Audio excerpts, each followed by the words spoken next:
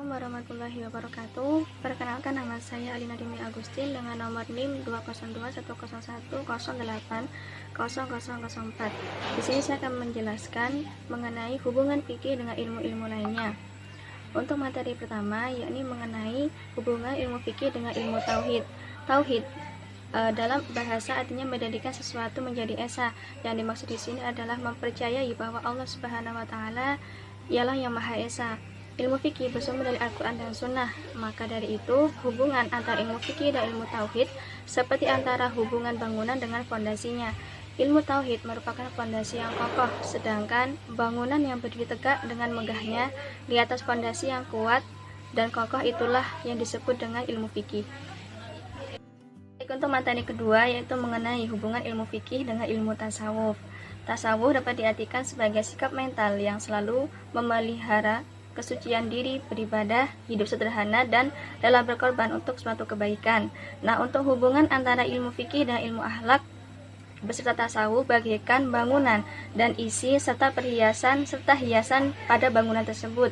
Sebagai contoh, yakni ketika kita sholat, itu telah dipaparkan oleh fuqaha tentang rukun, syarat sah, hukum, dan ketentuan yang diindikasikan dari Al-Quran dan hadis. Kita juga diperintahkan untuk melakukan sholat secara khusyuk dan tidak riya yang merupakan perbuatan yang berasal dari hati. Baik, untuk materi yang ketiga yaitu mengenai hubungan ilmu fikih dengan usul fikih. Istilah usul fikih berasal dari bahasa Arab yang terdiri dari dua kata yaitu usul, bentuk jamak dari asal, dan al-fiqh. Asal secara etimologis memiliki arti pangkal atau sumber, pokok, induk, atau lawan dari cabang muqabil al-far, asas, sebab keturunan, dan orang tua atau ayahnya.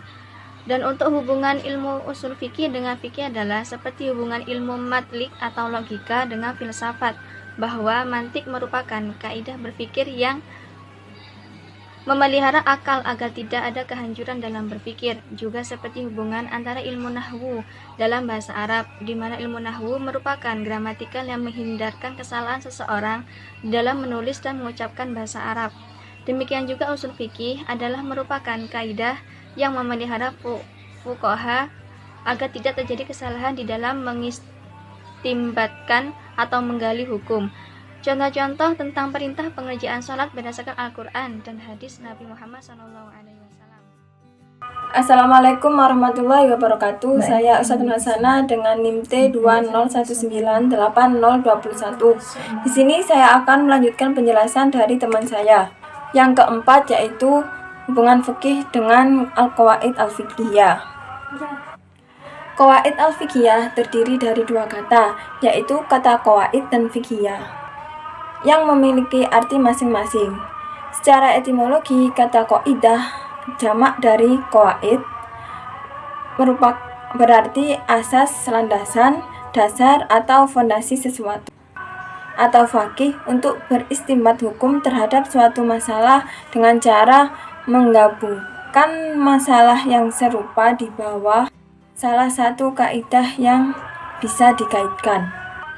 Ilmu fikih di sini mempunyai kaitan erat dengan al-qawaid al-fiqhiyah, karena kaidah al-fiqhiyah ini merupakan kunci berpikir dalam pengembangan dan seleksi hukum fikih.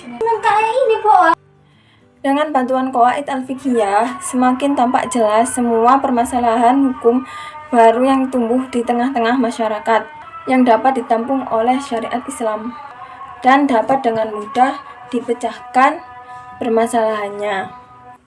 Adapun contoh dari kaidah al-fiqhiyah antara lain seperti al-amru bil maqasid, an-naflu awsatu minal fardi, dan al-yaqinu la yazalu bisyak. Selanjutnya yang kelima yaitu hubungan ilmu fikih dengan fikih muqarron. Menurut Profesor Dr. Muslim Ibrahim MA, fikih muqarron adalah suatu ilmu yang mengumpulkan pendapat-pendapat suatu masalah ikhtilafiyah dalam fikih, mengumpulkan, meneliti, dan mengkaji, serta mendiskusikan dalil masing-masing pendapat secara objektif, untuk dapat mengetahui yang terkuat, yaitu pendapat yang didukung oleh dalil-dalil yang terkuat dan paling sesuai dengan jiwa, dasar, dan prinsip umum syariat Islam. Nah, dalam menentukan keputusan hukum ini perlu dipaparkan beberapa pendapat mazhab yang telah ada, yaitu dengan cara mempelajari ilmu fikih dengan membandingkan satu sama lain. Adapun prosesnya adalah dengan menyebutkan masalah atau kasus dan hukumnya dari masing-masing mazhab, kemudian dalil-dalilnya dan cara ijtihadnya dikemukakan yang menyebabkan adanya hukum masalah tersebut. Mempelajari ilmu fikih dengan cara perbandingan mazhab akan memberikan pemahaman mendalam tentang pendapat-pendapat mana yang lemah dan yang kuat. Bahkan dapat membuka kemungkinan munculnya pendapat baru yang mendekatkan pendapat yang ada, serta dapat mengetahui pendapat mana yang lebih maslahat untuk diterapkan. Yang keenam yaitu hubungan ilmu fikih dengan falsafah hukum Islam. Kata filsafat mempunyai banyak penafsiran, diantaranya cinta kebijaksanaan, mengutamakan hikmah dan kebijaksanaan alam berpikir, yakni berpikir dengan teliti dan menurut suatu aturan yang pasti. Arti filsafat dalam bahasan ini lebih sesuai diartikan berpikir menurut tata tertib atau logika, dengan bebas atau tidak terikat dengan tradisi, dogma, dan agama, dan dengan sedalam-dalamnya, sehingga sampai ke dasar-dasar persoalan. Ilmu fikih juga memiliki hubungan erat dengan filsafat hukum Islam.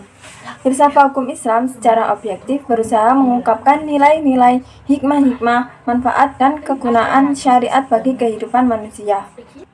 Sehingga dalam implementasinya, kesadaran dan pengertian mendalam akan dimiliki umat Islam dalam mengamalkan dan mempraktekkan hukum Islam. Falsafah hukum Islam sangat menentukan dan menguatkan kesadaran hukum umat Islam. Karena falsafat hukum Islam ini dapat menuntun umat Islam untuk memahami hikmah dan manfaat disyariatkannya hukum Islam. Sekian penjelasan dari saya, kurang lebihnya saya mohon maaf yang sebesar-besarnya.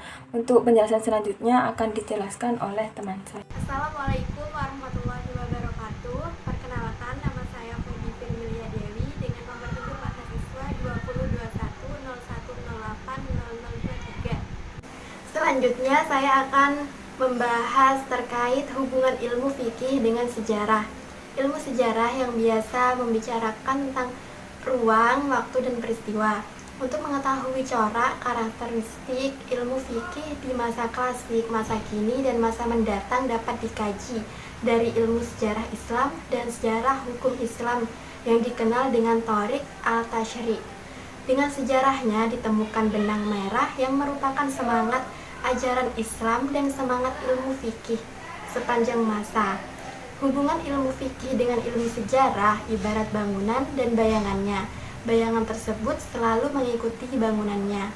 Yang terakhir, hubungan ilmu fikih dengan metodologi penelitian. Fikih memiliki peran penting dalam penelitian hukum Islam. Sebagai metodologi, fikih mengalami perkembangan seiring dengan perkembangan zaman. Penelitian ilmu hukum secara umum dibedakan menjadi dua bagian, yakni penelitian hukum Islam deskriptif atau washfi dan penelitian hukum Islam normatif atau preskriptif atau mi'yari. Dalam penelitian hukum Islam tidak hanya memfokuskan kategori halal atau haram. Hukum Islam juga terdiri atas kategori relasional.